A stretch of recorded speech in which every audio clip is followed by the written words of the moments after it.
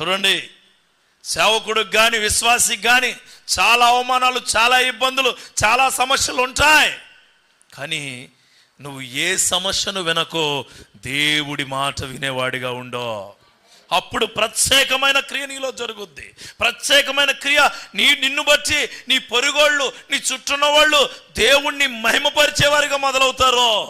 చాలామంది అంటారు, నీకే దిక్కు లేదు, నాకేం చేస్తావని. బోలు మంది అంటారు, మన అనరా, చుట్టూ ఉన్న వాళ్ళు బోలు మంది. మా చర్చికి వస్తే నీకు ఉద్యోగం వస్తుందంటే నీకు రాలేదే. ముందు నువ్వు వినాలి దేవుడి మాట. దేవుడి మాట నువ్వు వినాలా.